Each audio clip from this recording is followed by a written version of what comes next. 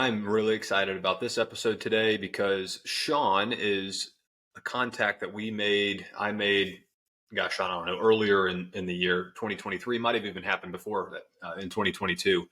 And we've built a really great rapport over the airwaves. Never met in person, never shook hands, but done a lot of this, a lot of video calls and just calls in general. And selfishly, from my perspective, been really a great mentor as we've taken Junk Raider from a single location here in Charlotte, North Carolina, and have started to move through the franchising process, although still very infant in those stages.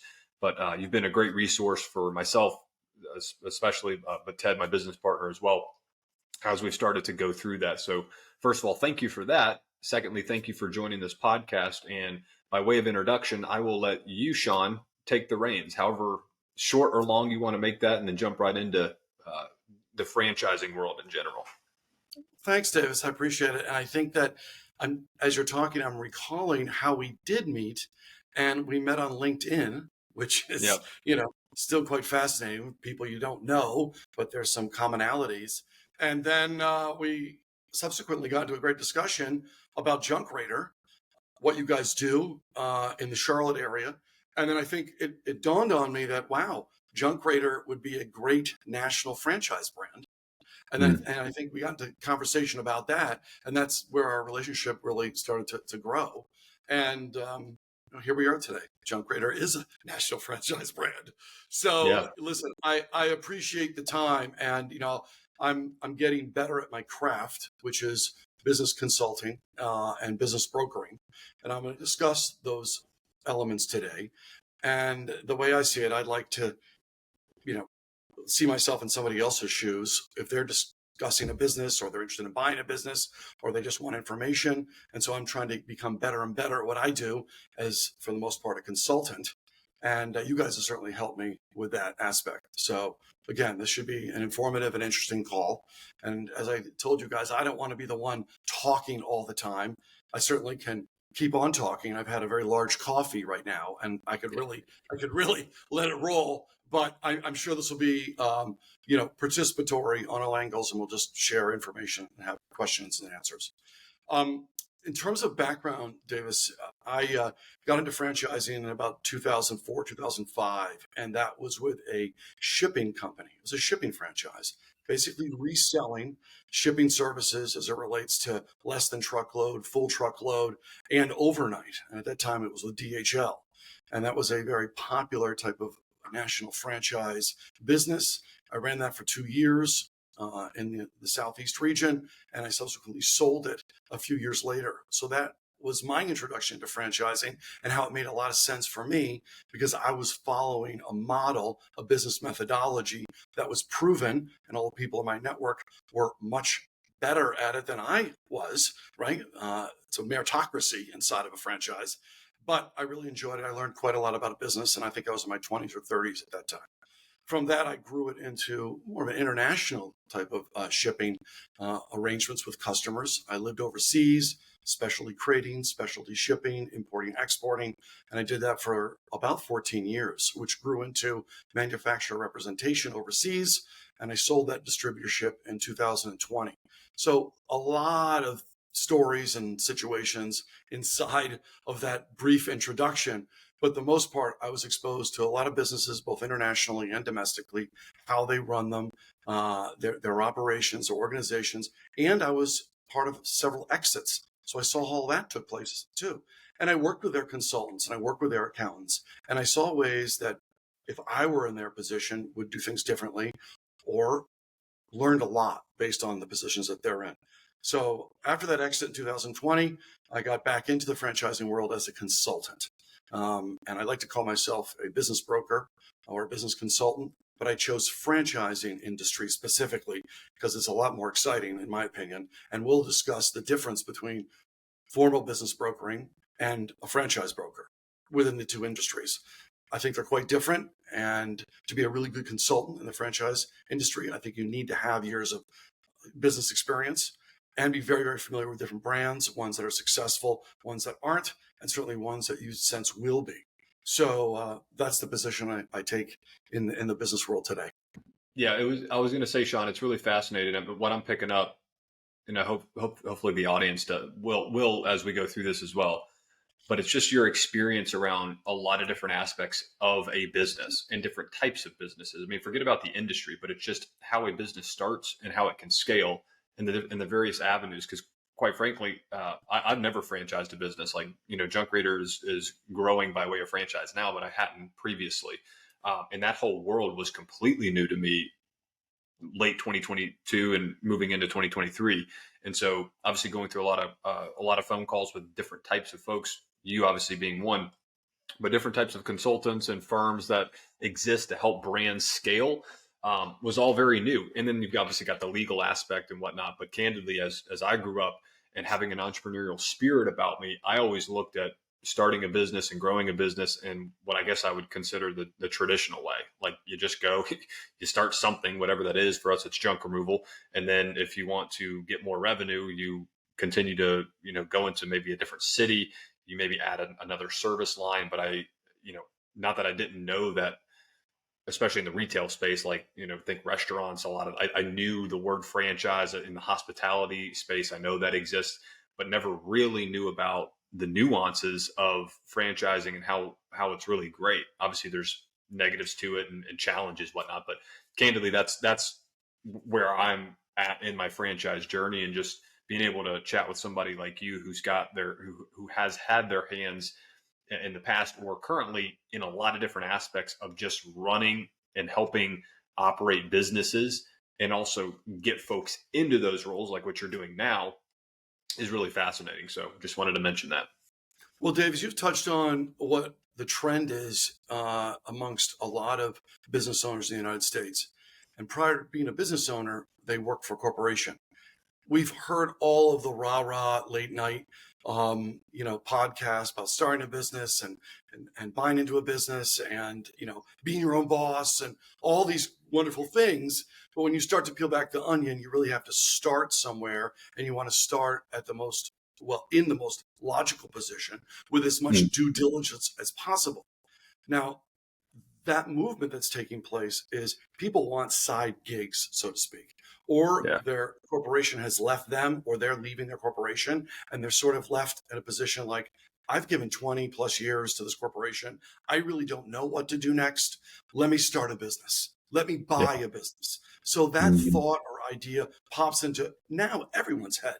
But let's face it, we're all Americans. We're entrepreneurial. We love to create and we love success, and we want to bring people on these journeys. But getting there is a bit difficult. Franchising does allow you to think big because there's proven results in different systems of people are doing very well, and you can outsell them if you'd like, or you can just see if this business is going to be right for you, get all the due diligence and make a decision, have choices. But what I have found in this consulting journey so far is that there's really two types of business sales. Okay. First, there's an existing business, and we see the existing business all the time on Biz Buy Sell, just so many different avenues online that someone is selling a business. And the first thought is, great, I'll buy that business because it has existing revenue. I can get a loan, I'll put some debt service on it. The current revenue is going to be paying for it. Fantastic. That's what I want to do. Mm-hmm. For folks that are entering the business world who don't have a lot of business background or even have, some years of business acumen, it's a difficult place to start, because not only are you have two types of sellers. You've got the sellers that want to sell, and you have the sellers that need to sell. I always ask the question, why are you on Biz Buy Sell? Why are you selling the business? Even though this is just a sub part, I always like to think of sellers that need to sell have the 3 Ds. And the 3 Ds I've learned over the years are absolutely factual. Sellers need to sell because of 3 Ds, which are divorce, debt, and death. Now, there might be some other categories inside that, but generally that's why sellers need to sell. And frankly, when it's on Biz Buy Sell or other internet mediums, you really don't know. Do they want to sell, or do they need to sell? So inside the 3 Ds, death, debt, and divorce, a whole sublayer of issues, right? So you're paying a premium for this price, you're paying a premium for the business, and it probably has one of the three Ds. And one of those three Ds are going to bog you down. You're going to get bogged down in so many different ways you can't imagine. So that's trouble number one. Trouble number two, if you will, is they want to sell. I've always thought want to sell is a culmination of market forces, which are zero interest rates or very inexpensive money, and demand. It's a business that's in demand. When you match those two, it's very inexpensive, almost free money to buy an existing business that's earning money. You will get top dollar if it does not contain one of the three Ds. More times than not, even someone who wants to sell has a little bit of the three Ds going on, I've always found. Now, certainly larger organizations have their own little nuances of problems, but the bottom line is you're going to pay the most because of market forces. So people want to sell, and you may feel like you're getting equity on the people that need to sell, but it's going to have one of the three Ds. That's been my experience. So from my perspective as a business broker, I chose franchising as the place I wanted to be. Why? Because there's so many choices. And I found it much easier to work with clients when it's a clean slate, when I can very easily look at due diligence. And the due diligence would be other people in the franchise system, how well they're doing.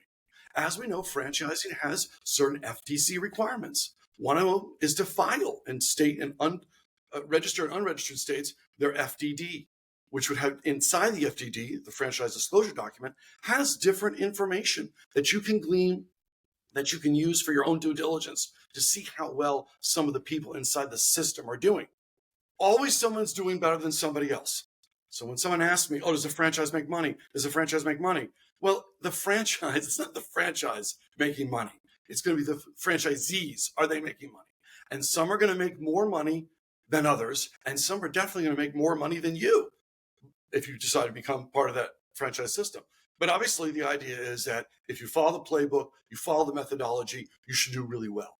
So I like franchising as a business consultant, as a business broker, because it's a level playing field, and the money starts at a very a less amount than if I'm going to be buying an existing business. And I have all the support, all the help, all the coaching, and most importantly, a playbook and past history within the franchisees probably are going to be indicative to future results if I follow the playbook and I work really hard. I like that success percentage better than being involved with an existing business that's either going to have the three Ds or I'm going to be paying too much. That's just me. And so, and with that, Sean, so from your angle, right, your selfish interest in going the franchise route, yeah, are you saying that your success rate is higher if you're going to be working with individuals looking to potentially buy a franchise versus individuals maybe looking to buy an existing business that's not under a franchise system? Davis, that's a great question. And I think it's all the level of experience that somebody has. For folks that have bought many businesses that are existing, they do know exactly what to look for. They may have a team that immediately looks for these issues and adjusts the price accordingly. And certainly private equity and everybody involved in lending can look closely at a business and decide if it's going to be successful. I mean, if it is currently as the success that the seller is saying and what it's going to look like in the future, right? So those are clients that I will work with, but they might supplement their business with a franchise that is in a vertical of the space that they're buying an existing business in order to have this sort of money-making paradigm in which one feeds the other. And that's very smart. And I have clients that have one franchise and they buy a completely different franchise, but they're somewhat related in the same industry or pretty close, or one clientele would service the other clientele. And that's just a really, really good setup for a monopoly board type situation. But Davis, to answer your question directly, I tend to work with people who've been in corporate America for many years. They want to use their retirement funds to buy a business.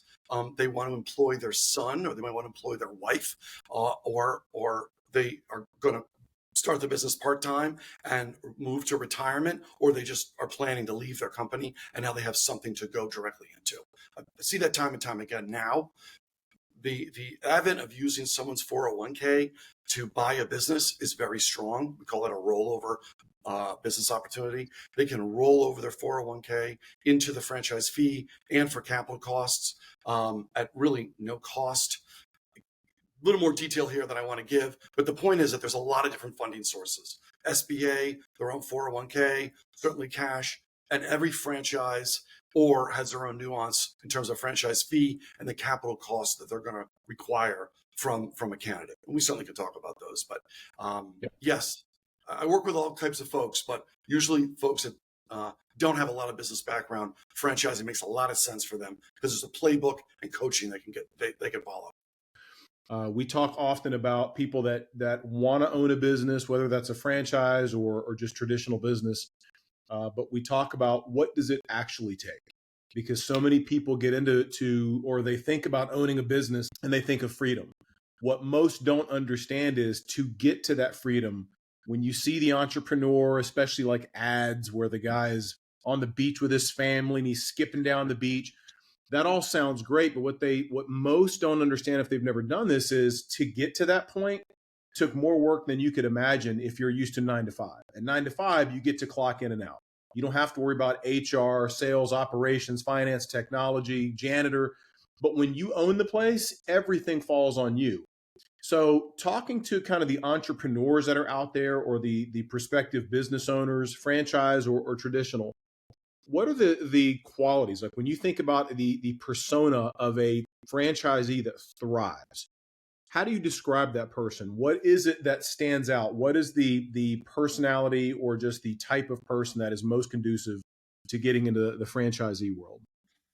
Ted, that's a great question. And I get asked that all the time as well. And I probably using the 3Ds, I like to break things down in threes. But certainly what I look for in a candidate, and I know that we're going to work together and the candidate's going to work well with me. We're going to have a good rapport. I'm their consultant. I'm there as their advocate. I want them to benefit. I want them to win. I should mention how I'm paid as a consultant is not by my clients or my candidates. It's paid by the franchisor. More or less, I'm a glorified headhunter, and the franchisors want me to help them find candidates that are going to match a value system. Some of the things you touched on, we'll get a little deeper on that, with their ability to think big, to be part of that system. If the franchisor feels that this candidate is not going to fit into their system, they'll weed that out very quickly. I think a big misnomer off a little topic, Ted, but I think it's well worth noting, is that someone may say, hey, Sean, I've got $100,000. I want to buy a franchise. Well, it doesn't mean that the franchisor wants to work with you. It means that you have $100,000.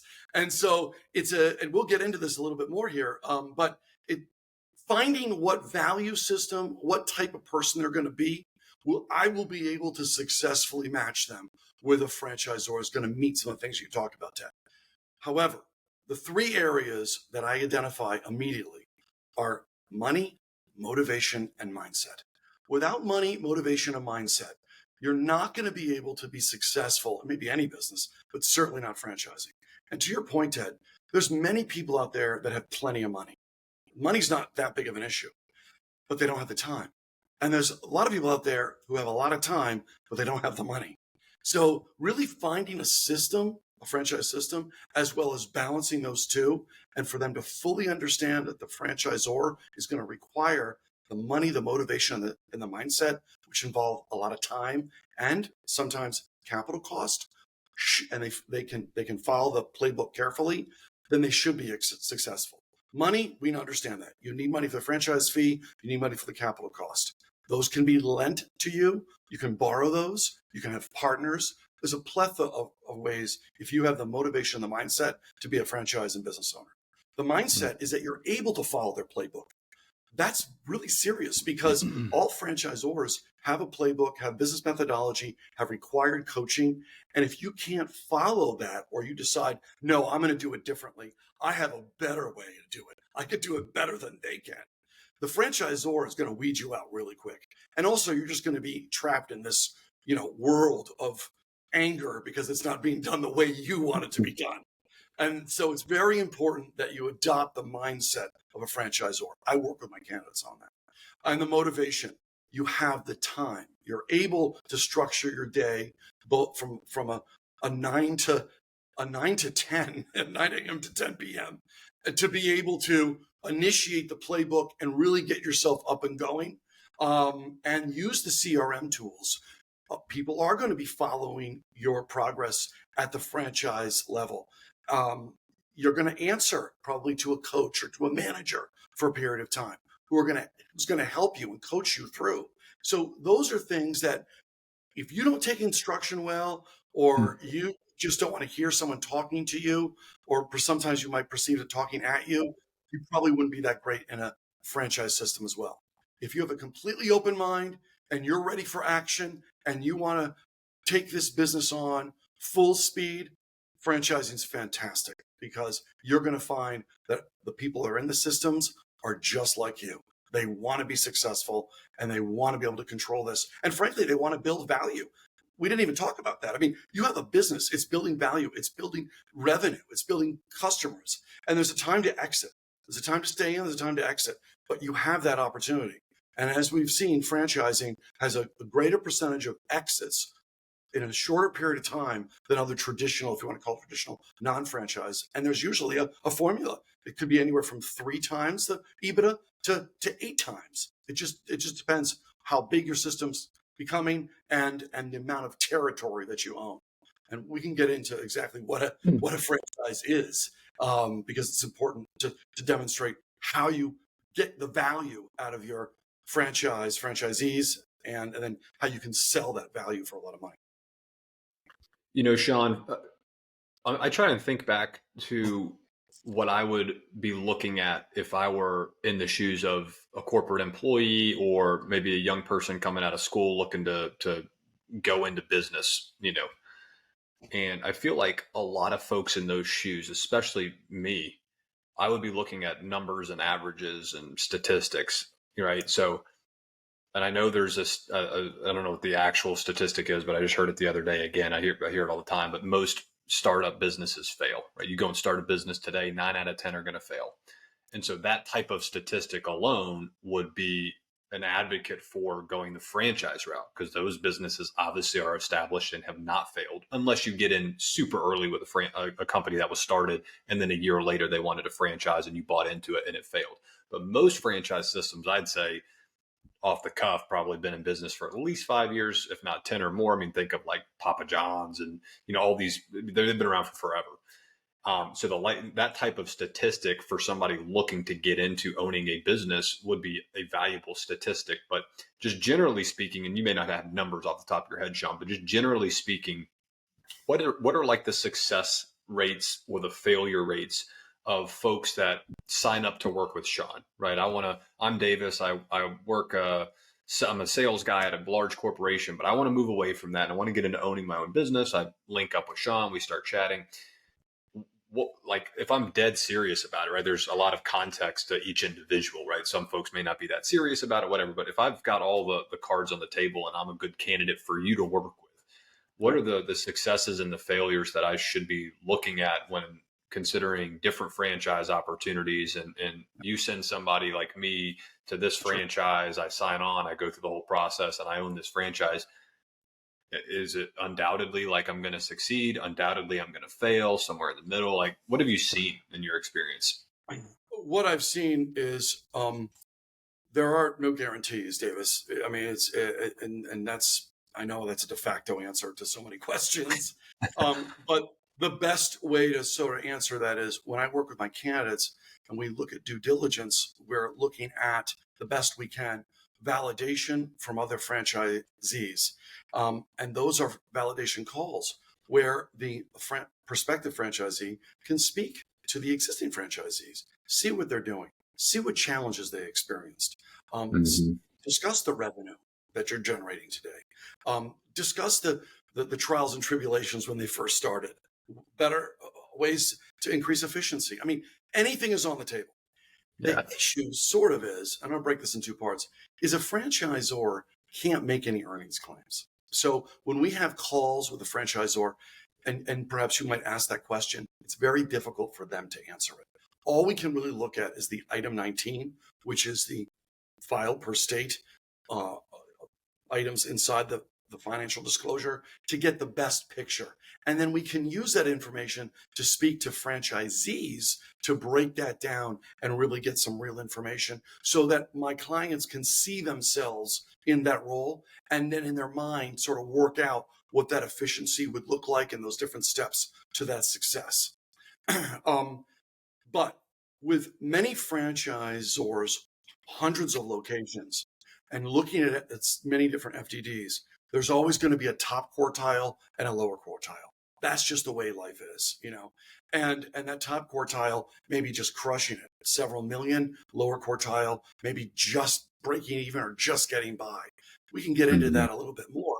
But again, if you have the right candidate who has the money, the motivation, and the mindset, and we're able to correctly position them to look at a list of franchise opportunities, they're going to see one that's going to match with their core values. And I know today I sent you guys some information and we can start to look at how I break down a candidate with over 5,000 franchises in the United States.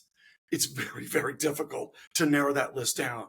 We've come up with a proprietary way of using psychology to a certain extent. You've heard of Briggs-Myers and some of the coursework people have taken, even in corporate America, to identify what their skills would be. Every college graduate does.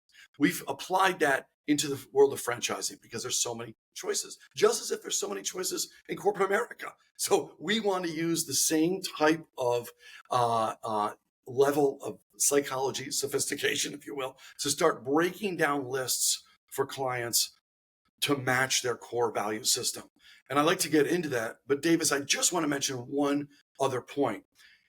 I have so many potential clients and existing clients that will come at me. I say at me. The first thing they say is, I don't care what it is, Sean. I just want to make the most money. It's a loaded question, I'll tell you.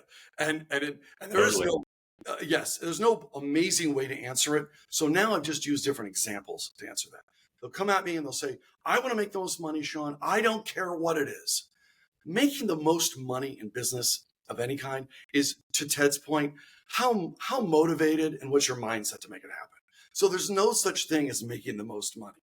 The lottery is the most money. Maybe stocks are the most money. You don't have to do anything, right? Or you put your faith inside, a board that's making great decisions with good leadership, and your stock value goes up. In the lottery, you're just, hitting 1 out of 292 million, right? So those things make the most money. But in a business, you have to be prepared to put time and effort and money, capital cost into it. So I had one client that said, Sean, I don't care what, don't even tell me. Just show me these item 19 things that you're talking about. Show me the revenue. I want the company that makes the most money. I tried to explain, it's not a franchisor that makes the most money. It's the franchisees that make the most money. So we'll take a look at some different stuff, but I want to make one recommendation. And he said, fine, let's do a call with the franchisor. I want to start this right away. I don't even care what it is. I said, fine. So I made the contacts and everything else, knowing where this would probably go. And we had a nice call. I said, this makes the most money. I'll call him Raul. His name is Raul. Raul, this makes the most money, and I think you're going to love it. Great, I want it. I'll just sign right up. So I said, John, one of the franchisor, hey, can you tell Raul a little bit about what you guys do? He's not interested in that. He just wants to make most money. And how do you do? He's like, oh, we do well. We make a lot of money. And Raul's like, great, I love it. I said, Raul, go ahead, John, explain what you do. He says, well, we are primarily in crime scene cleanup. What we do is we clean up bodily fluids and human appendages, both from the residential and the commercial market, generally after a very violent situation. And while you mentioned you like working with your hands and you want to make the most money, this is probably going to be a great franchise system for you. The conversation stopped, and Raul looked at me straight to the camera, and he said, listen, Sean, I'd like to talk to you offline. No problem. Yeah. We had a conversation. He's like, I know what you're doing. I don't like it, but I agree. And so at that moment, we realized that it's not make the most money. It's about what you do, and the money will follow. And he was not going to be in the crime scene cleanup business. In the end, they called it. In the end, it was a mental health therapy franchise. so, Yeah. so in any case, you can see when you work closely with clients and you do a good job as a consultant, you will find where their interests are. And then discovering those interests, you will find something they really want to do. And then the sky's the limit for them. Well, Sean, we talked a lot about, what a person should look at and what they should be considering when they're looking at maybe getting into a franchise or starting a business. But what about businesses? What should a business consider if they're thinking about starting themselves as a franchise? What are the things that they should look into? Maybe what are the pitfalls? But when you think about the DNA of a business that's highly conducive to franchise, what does that look like?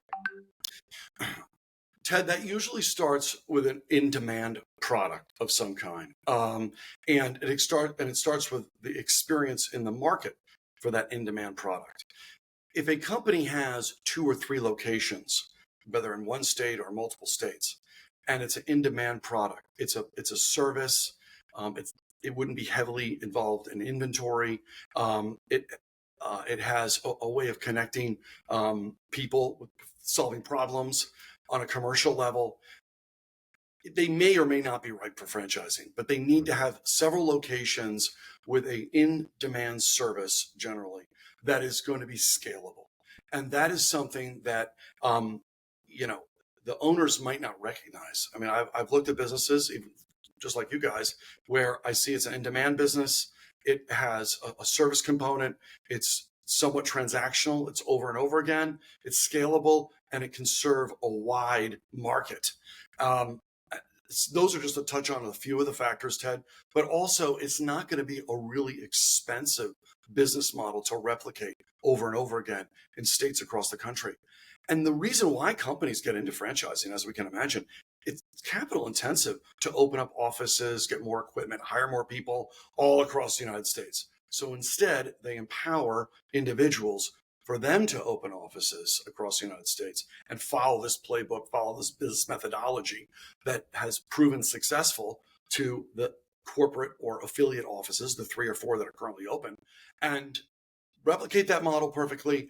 And the chances are, again, there's no earnings claims. They follow the business plan. They're using the owner's experience and intellectual capital. There's a very good chance they will be successful as well. So Ted, quickly, multiple locations, in-demand service, scalable, and not really expensive for a franchisee to replicate. Are really the first parts of identifying if it's going to be a good franchise system. I like to look at 4 parts in breaking down the franchisees that are most applicable to my clients. I start with reviewing with them concept categories. The nice thing about franchising, there's many different industries to choose from, right? And as you can see, advertising, automotive, beauty and spa, and we have about maybe 20 or 30 of them within the different industries. And Davis, if you roll up a little bit, I appreciate it. We can just kind of slowly keep jogging up and look at all of them. There's so many: boutique, building decorating, business management and consulting, business services, child education, child service and products. It keeps on going. Cleaning, residential, computer technology, distribution services, dry cleaning, financial services, fitness, food and beverage, green companies. I mean, you can just see so many choices. Health and medical, health and wellness, super awesome industry right now. It's huge, doing very well for a lot of the franchisees. Painting, home services is always amazing. Junk radar and the home services, high demand, that whole entire service. Painting, print copying, professional services, real estate, restoration, retail. It just goes on and on and on. So you get an idea. Why be on Biz Buy Sell when you have 2 or 3 companies that are for sale that the sellers want to sell, and it may not align with really what you're interested in, but you're so enamored by the fact that this business I'm buying is making money. Well, all of these industries are inside the franchising world. And most, and again, no earnings claims, franchisees are inside all these different industries are making money. Making money is a relative term. But the point is that there's so many choices. If we can narrow those choices down for something you really want to do, And who knows, maybe you do want to be in crime scene cleanup. I'm not being judgmental. We'll find that out. But the point is, you have so many choices. Let's start with a clean slate rather than just immediately start you off with debt and perhaps the 3Ds. And that's why I like being a broker inside the franchise space so much. Thanks, Davis. The next, so that's an introduction with my candidates to sort of look at what we're dealing with. Then I like to get into the candidate questionnaire. And the candidate questionnaire is a way for you to identify what you might be interested in. So I like my candidates to rate on a scale of 1 to 5, 5 being the highest on the candidate questionnaire. So now I can align with their interests with their value system. And we'll get into the value system. The black lines, it's actually a client. I certainly don't want to show you who I'm working with, but I have them fill this out.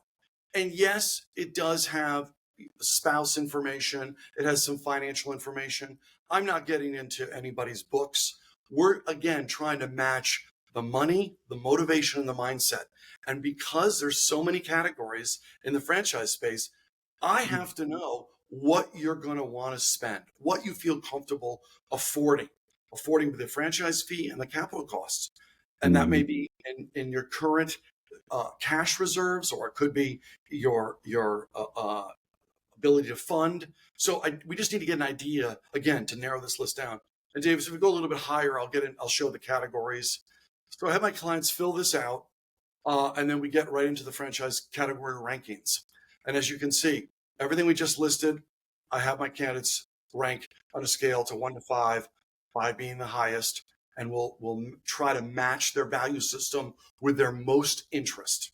And, at the end of the day, if I were to be in a prospective franchisee's shoes, which I think is from a sales perspective, and I hate to break it down into sales, I want to be the best consultant I can be and provide the most amount of information that I can get for my candidate so they can make a decision based on due diligence and based on their vision of being successful.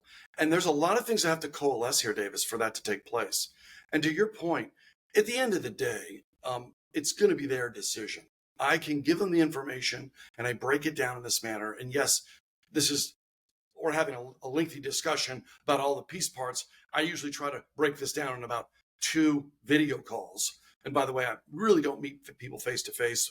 Everything's done by video. It's very easy. All the calls with the franchisees, franchisors and legal franchisees, all the different calls are structured all online. So it's very easy for a candidate to be at their home or residence and to initiate this process.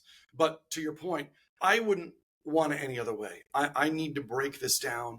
I think people should break it down. The only time people are exposed, in my opinion, mostly from franchisors, are something they see online, an advertisement, maybe something on television, just maybe something through their friends that they're doing so well in this franchise concept, you should do it too. So there really isn't many mediums that address, why, what, where, when, and how, and break it down for clients. When I bought my franchise, I didn't have this service.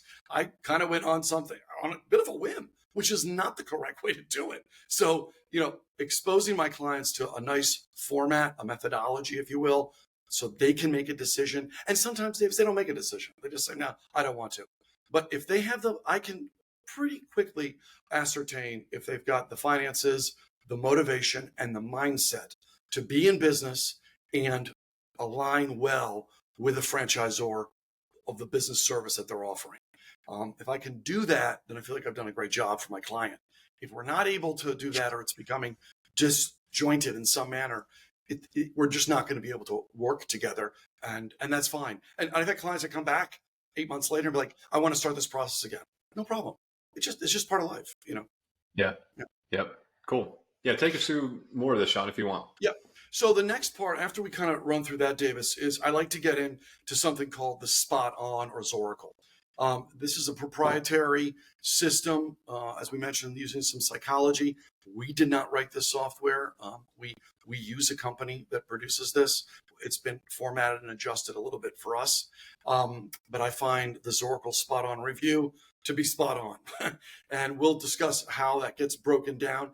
Everybody seems to be. It's not proven, and some people can't stand personal assessments, professional assessments, but this tends to work really well, and it breaks people down into 4 categories, and we'll discuss that. And this is where I get a lot of pushback, like, Sean, that's not me, or that's not true. But once we really start to break it down, they might say, well, that is kind of me. That is kind of true.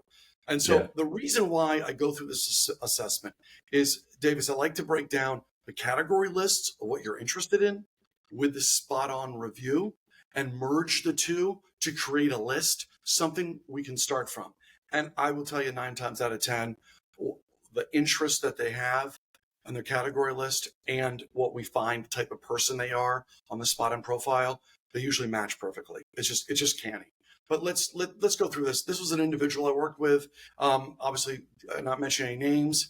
And if we just, we do ask, again, tell us a little about your income, tell us a little about your education, tell us about your status as being married or single. And the only reason for that is partners, married, otherwise, have great success, generally speaking, in franchising. They're just a team. And it seems like in business, for many people, they want to be part of a team. They don't want to just be solo practitioners. They want to be part of a community. They want to be part of a group. And certainly franchising allows that. So when you put a team together, that's a franchisee team, they can, I don't know the percentages exactly, but it seems to be a strong element moving into the franchise business. So if we go down a little bit further, I'll kind of get into the value and the shape of people when it comes to this. So this particular person is an achiever. And we identify their areas of strength, their finance, executive, technical ability, administrative efficiencies.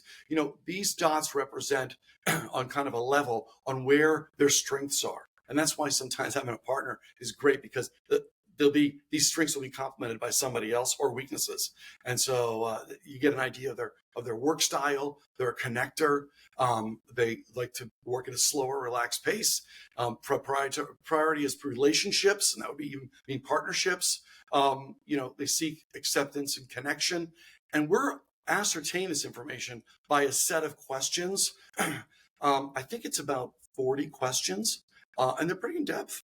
And so we're able to put all this together based on a series of questions to tell us what kind of person you are, and again, to match that to your interest. So if we scale down a little bit further, Davis, we'll ask you something, Sean. Please. What are the other options besides achiever up here? Great question. Let's go down a little bit further. We'll get into those boxes. Okay. And our system here will tell us what an achiever is, their values, what are their values as an achiever. I won't get into that.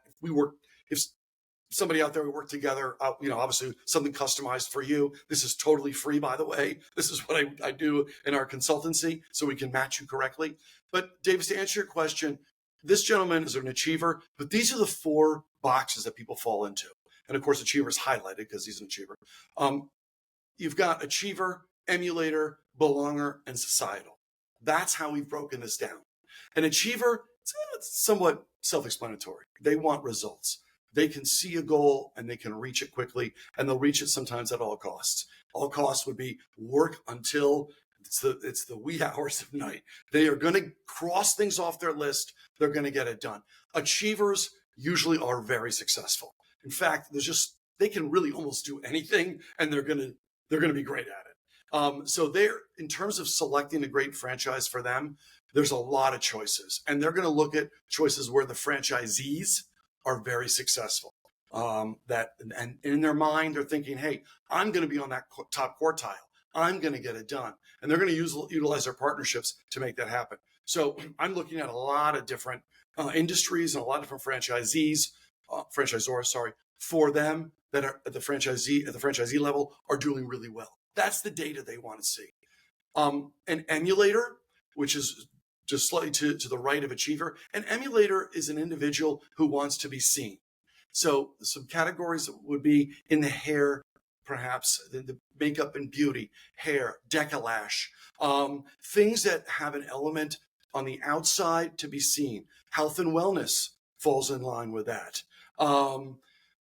Different body sculpting and body shaping, even injectable type businesses, injection and Botox and such. Those fit well with an emulator because it best mimics who they are and their value system of making the world beautiful, right? And to be seen. So just some concepts that fit in well with an emulator. The next is a belonger. A belonger is an individual that's only going to buy franchises that have a very trusted name, well known. I tell you, I get calls all the time. I immediately know they're a belonger because they say, I don't want to own anything else except the Chick-fil-A. We get the calls about Chick-fil-A all the time. Chick-fil-A, and I don't want to disparage Chick-fil-A, wonderful place, and they take up most of the traffic on the main arteries in Atlanta during lunch hour. The line is huge, but a belonger is only going to work with brands that are well known, well trusted, validates perfectly, has a lot of people in the system. They've heard of it before, perhaps, or their friends told them about it. It's going to have some connectivity with them that's on the side of trust. Very difficult to sell or consult with belongers in emerging brands. If they're a belonger, it's an emerging brand. Emerging brand is a new franchise system that doesn't have a lot of proof, doesn't have a lot of results, doesn't have a lot of people to share experiences with.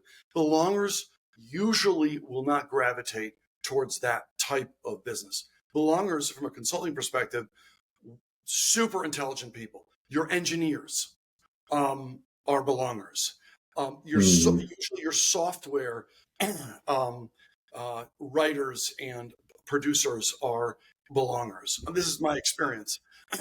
Anybody who are very with their hands, technically oriented, they'll be belongers. They work in a space of what I see, I believe, what I fix, I know is going to work. That's the space they tend to work in. I love my belongers, but boy, they can be very difficult to work with because it's hard for us to find something that really fits for them. And I'm not going to be selling them a Chick-fil-A. Okay. A societal is the last one. And this is where a lot of people, Davis, fall. Probably about 45% of my candidates fall in a societal. A societal is a person that wants to make a difference in the world. They want to achieve something for either a legacy, for their family, for people within their system, to make an impact, doing something that's just not specifically for the money. A lot of my societals, they aren't so infatuated with the very top performers in the franchise system. What they're most infatuated with is how am I going to touch the most number of people with this product or service that I have in my territory. I find societals to be nurses, doctors, chiropractors, anything that's touching the public generally is a societal, whether they've been trained because of the industry they've been in or by nature, they just tend to be a societal. And lots of franchises for societal folks, mental health therapy, both in the medical and non-medical space, senior care, a whole list of businesses for societals. And it's actually a growing segment in the societal type business franchises that align with societal type businesses. A lot of very successful ones that are out there today. So in these four boxes, Davis, everybody has subsets. So you have your main value system, and then you have your subsets. By gleaming all this information, now I'll match this with their greatest interests. We come out with a list of franchise opportunities, and we examine and we break those down very carefully. If we want to scroll down to the I think at page 11, Davis, I can just kind of review that quickly to close out this little segment here. There's lots of little nuances here we won't get into, but remember, success in franchising entails two major factors: compatibility and complementary services. So I like to review, all these check marks, in this case for an achiever, of needs and wants. An achiever has needs and wants, and this is what they're going to want as an achiever. I like these lists because then I match that with the core values that are listed by the franchisors, what they're looking for. And believe it or not, when they speak to the franchisor, the head of that franchisor system, they tend to hit it off because it's a marriage of equals. If the two parties just don't like each other, and they just don't think they're either going to be successful in that system, it's just not going to work. And the franchisor can be like, I don't like that person, or my candidate be like, I don't like that. And I have absolutely no allegiance to the franchisors. My allegiance is to my candidates. So if we move on to another one of the 5,000 franchisors, I have absolutely no problem with it. I'd much rather than define it. So in any case, just to close out this section, that's how we break it down, Davis, matching that with the category lists. And then I generate a list. And it can be, I usually put about 8 or 9, businesses on there. Generally, my candidates have never heard of these businesses at all, but they know there's a demand for it. And it really opens their eyes as to what's available. So maybe we can get into that last slide, which would actually be the list of concepts that align with the review. Unless there's a question about this, guys, I don't mean to jump us forward. Is this the slide you wanted, Sean, or you wanted the other PDF? I actually, yeah, if you don't mind, Dave, the last slide, which was it's called list of concepts that align with review. Yeah, thank you. Is it this one here? It is. Thank you. So at the very top, Davis, we'll start right up at the top. So for this particular candidate, I broke down about 8 franchise or companies that they would want to look at. And as you can see, when I break it down, I'm giving you the category that they're in, the average investment, some of the relevant information, the investment range, liquid capital that's required, the franchise fee, is it passive ownership or is it non-passive? And we'll talk about that in a second because that's a very popular topic. And then their item 19, do they have an item 19 that we can review? Which I'll talk about that as well. And the years that they've been in business. So we try to break this business down the best we can, initially at least, so I can introduce it properly to a candidate. And Davis, if you wouldn't mind going all the way to the top, I just want to highlight one thing real quick. Yep. You can see there the Franchise Broker Association. So I'm part of the Franchise Broker Association, and there are other associations. We're one of the leading associations in the United States. And what makes us so unique is that we have marketing relationships with about 1,000 franchisors. And that puts us in a unique position to do territory checks, have one-on-one conversation with the franchisors, and then through the franchisors, you can have one-on-one conversations with the franchisees. It just puts you as a candidate in a very powerful position, and it allows me as a consultant for you to receive and to research a lot of data you will not be able to get on your own. It's just very difficult. It's possible, and there are different websites you can subscribe to and pick up data here and there, but to put it in a nice organized fashion, if you will, it makes things so much easier for my candidates, and then they can pick and choose what they want to learn about and discover and kind of go down this journey. So I just wanted to mention that briefly. Thanks. Yeah, what I would highlight too, Sean, just, folks tend to immediately, and I know I do the same thing, immediately look at these dollar amounts, right? What's the investment or on the revenue side, what can I make, right, to your point? And I think the value that somebody like you brings is not only that you can present this data, but you can actually talk through what it all means and how do you get there if, maybe you don't think that you're worth $100,000, right? Do you even know what your net worth is? Like, there's a whole financial conversation there that a lot of folks, including probably myself at some degree, would need some coaching and guidance on when I see a sheet like this, right? Because for some folks, minimum investment range of on the high end looks like we're maybe 260 grand ish or 389 grand top end, low end 180, 116, 156, whatever. Like, those could be gaudy numbers to some folks, and it could be nothing to the next guy. Really just depends on the context of who you are and what you've experienced in your life. But again, the value that somebody like you can bring to be able to talk through these numbers at a granular level should be able to give some comfort to the potential candidate that you're working with. And it does, Davis. I appreciate you bringing that up, because when you see these numbers, every candidate, Davis, does exactly what you did. They don't even look at the write-up. They look at the name, then they look at the money, and then the questions start to flow. Like, there's no way I can afford that. Yeah. One, I always guide my clients that one, you have two components here. One, you have the franchise fee. Second, you have the capital cost, right? And that the capital cost numbers includes the franchise fee. So the numbers you see there is sort of all inclusive, the total investment. And the reason why it's presented in this way is that there's something called an item 7 inside the franchise disclosure document. Inside the item 7, the franchisor has outlined most likely what you're going to spend in order to be successful in this business. And they have to provide a range of what that cost is going to be. And every market can be a little different. I mean, New York, as it relates to a brick and mortar for the business and maybe equipment, is going to be much different than maybe, let's say, Tennessee. So that's why they always have a range, and that item 7 will break down the costs for the business, the most likely cost for the business, based on other franchisees and their experience, and based on corporate and their experience. So that in itself is excellent, I think, when starting a business. You already know your expenses. Generally speaking, it's going to be accurate, but you may find that those expenses aren't totally in line. And my candidates will walk down that path to really examine that closely. And the great thing is you can always ask the franchisor, why is this? This isn't included.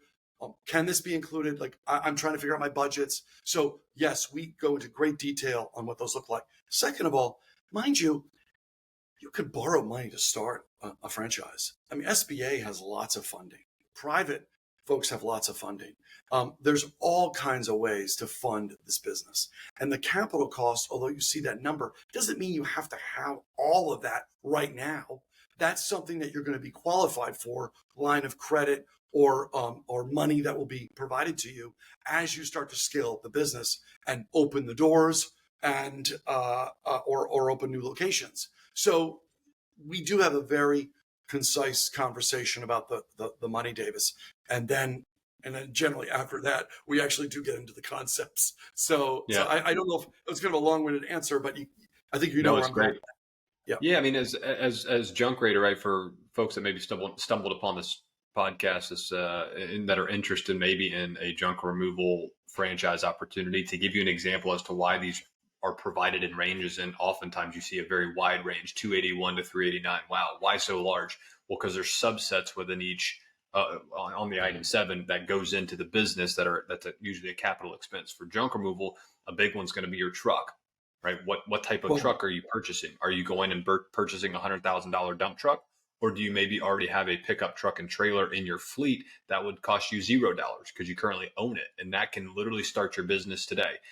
So it's that's why the ranges are what they are. And it's not just unique to junk removal. It's specifically unique to retail, to your point. If you're setting up a restaurant in the dead center of New York City versus, in Fayetteville, North Carolina, which is super remote, that rent is going to be, grossly different. So just to speak further about that, but yeah, go ahead, John.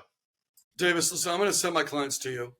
You explained it so much better than I ever could have. So once you get out of the junk removal business, can you give me a call? Absolutely. Happy to do it. I'm a free resource. Cool. No, thank you. And that's a good point. I someday I look forward to having Junk Rater on this list as well, so I can break that down with my candidates. But to your point, Davis, yes, my candidates with Junk Rater would be asking you those questions, right? We would see your item 7, but they may have something. They might have a cost already that doesn't require an input. So they would just want to see, if the franchise or would approve the truck they already have, or perhaps approve of the warehousing office space that they currently have with maybe another business, and they want to do a bolt-on, or they want to separate the two businesses. There could be a plethora of reasons, but the point is the franchisor is there and the costs are broken down for discussion, which is great. A row that just jumps out to me immediately, Sean, is this one. Which one's that? These are big numbers, right? The one company that's been around the least has been in business for 26 years. The top end 53. I mean, this is significant if I'm reading it right. So even with the numbers that may look like very large numbers to some of these folks looking to buy a franchise, getting down here into these businesses or into these numbers here about how long it's been around should give you some comfort in that your investment is fairly safe. Obviously, there's a lot of context around that, but still, I mean, if you're buying into a business that's been around for 53 years and you're going to put up $300,000 investment to get into it, Right. I feel a lot better about that than maybe the 50 grand that I need to put into a business that's only been around for 3 years. 100%. I mean, that's where I find a lot of surprise in terms of people's reactions, Davis, because they may have heard of some of these businesses or never heard of them, but they're familiar with the industry, and they say, this is an industry I want to be in. And oh my gosh, look at this company I'm looking at. They have 300 locations. So they must really know what they're doing. And what I like about it from a consulting perspective is it's a lot of validation. I love validating. I love getting in there, talking to the franchisors, and the franchisees, and find out they're good and bad. I for my candidates, I look at the good and the bad. There's no reason that we always want to look at shiny apples. Let me look at the rotten ones as well, so we can fully understand what's in front of us and for my clients to make a very, very informed decision. So yes, to your point, there's a lot of companies that what the reporting that we get, and mind you, this is the reporting that we get directly from the franchisors. So we can only believe it's accurate. We do qualify it when we speak to franchisors. But to your point, we can get a lot of great information that's very difficult to get, in my opinion. Good. Yeah. Do you want to keep moving through this, Yep, Sean? sure. Yep. So, and anyhow, guys, you get an idea, investment range, the opportunity. And again, this is going to match with the candidate that we just saw, who's an achiever. These businesses work really well with achievers. And I think I did a list of 8. I think we looked, I can't remember exactly how many we looked at, but this is how I like to break down the process for my candidates. And we will find several for the franchisors and my candidates to speak with, and the franchisors will have their own way of qualifying candidates. And in many times, the franchisors want me part of the call or not part of the calls, and they want to get to know the candidates on their own without my input, which is totally fine. Every franchisor has their own nuance, whether they want consultants on the calls or don't.